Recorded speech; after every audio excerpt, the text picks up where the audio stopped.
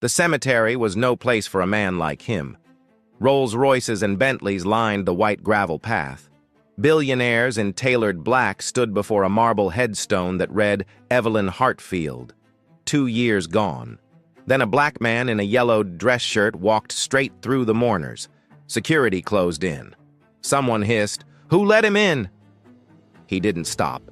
He looked the billionaire father dead in the eyes and said, "Your daughter is not in that grave. She's alive. She lives with me." No one believed him. But the truth was far worse than any of them imagined. Mark Hartfield had not spoken his daughter's name in 730 days, not once, not to his wife, not to his therapist, not to the portrait of Evelyn that still hung above the fireplace in his penthouse study. He had buried the name the same day he buried the casket, and he had sealed both with the same brutal discipline that had built his real estate empire from nothing. Grief to Mark was a weakness he could not afford. So he did what he always did with things he couldn't control. He worked. 18-hour days, back-to-back acquisitions, conference calls at midnight. He turned his daughter's death into fuel, and he burned through it without ever looking at the fire. But standing here now in this cemetery, surrounded by people who had come to remember a girl most of them barely knew, Mark felt something he had spent 2 years fortifying himself against. The marble headstone was cold and polished. White lilies lay in a careful arrangement at its base. Everything was controlled. Everything was dignified. Everything was a performance. Beside him stood Valentina, his wife. She held a single white rose in both hands, gripping it like it was the only thing keeping her upright. Her eyes were swollen, though she had stopped crying months ago, not because the grief had passed, but because her body had simply run out. She had been a successful attorney before Evelyn died. Sharp, fearless. A woman who could dismantle a witness in cross-examination without raising her voice. But in the 2 years since she had become something else entirely. She slept with pills. She drifted through the estate like a ghost in silk. She had told Mark once in the middle of the night that she felt something was wrong about Evelyn's death, that it didn't make sense that the investigation had been too clean too fast. Mark had told her she needed a therapist, not a conspiracy theory. She never brought it up again. Between the two of them there was space, not just physical, something deeper, a distance that grows between two people who loved the same child and blamed each other for losing her. Standing just behind Mark with one hand resting gently on his shoulder was Richard Hale. 55 years old, silver-haired, impeccably dressed. He was Mark's oldest friend, his co-founder, the man who had been at his side since the very first deal. Richard's face wore the perfect mask of sorrow, brows, slightly furrowed lips, pressed together, eyes cast downward at exactly the right angle. If grief were a suit, Richard wore it tailored.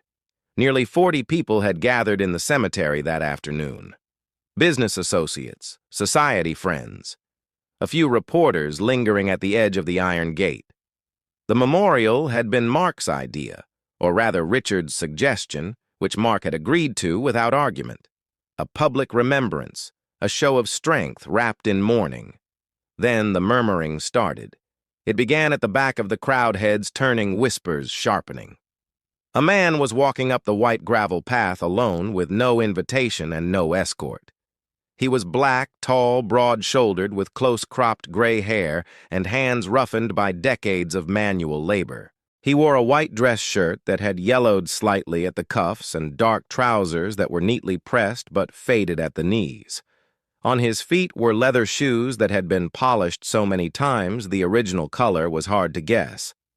In his left hand, he carried a small brown paper bag clutched close to his chest. His name was Martin Cole. He was 52 years old. He worked as a building maintenance man and part-time plumber in one of the poorest neighborhoods in the city. He had no wife. He had no fortune. He had buried his only daughter, Amara, 6 years ago, taken by leukemia at the age of 8. She had been his whole world, the reason he woke up at 5 every morning and came home smiling every night, no matter how many clogged drains or broken radiators the day had thrown at him. When she died, the center of his life collapsed. His wife had left after that. She said she couldn't stay in a house where Amara's bedroom door was always closed, but never locked, as if Martin were still waiting for her to walk out. Maybe he was. For 6 years, Martin had lived alone. He fished at night by the river because the sound of the water was the only thing that quieted his mind. He fixed pipes during the day because pipes didn't ask questions. He ate dinner at a table set for one and fell asleep in a chair because the bed felt too large. He had accepted that his life would be small and quiet and empty until one night the river gave him something back. But that was a story for later. Right now, Martin was walking into a place where he did not belong toward people who had already decided he was worthless to say something that would change everything. 2 security guards stepped forward before he reached the inner circle of mourners. One of them, a thick-necked man in a black suit, raised his hand. "Sir, this is a private event." Martin stopped. He looked at the guard not with defiance, not with fear, but with the steady calm of a man who had already made peace with what was about to happen. "I need to speak with Mark and Valentina Hartfield." "That's not going to happen," the guard said. He reached for Martin's arm. A woman in the crowd leaned toward her husband. "Who is he? Did someone call him?" Another voice, louder. "This is unbelievable. On today of all days."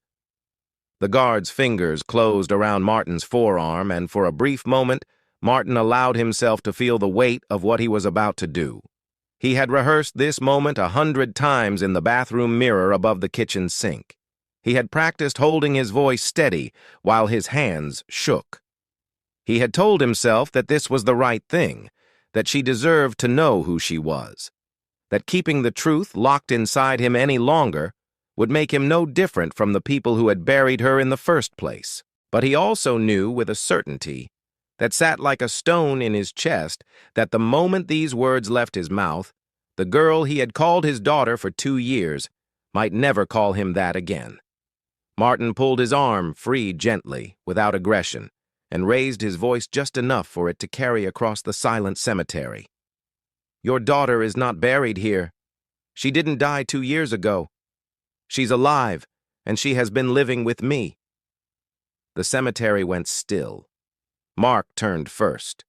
His face moved through 3 expressions in a single-second confusion recognition that the words were directed at him, and then rage. Pure billionaire rage.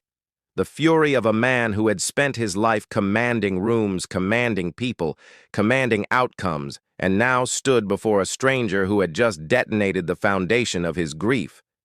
"Who the hell are you?" Mark's voice was low, controlled, but trembling at the edges. "Security, get him out. Now." But Valentina did not move to support her husband. She stood frozen, the white rose still in her hands, her lips slightly parted. Something had shifted behind her eyes, something old, something she had tried to bury alongside her daughter. A mother's instinct. Irrational, unscientific, and absolutely certain.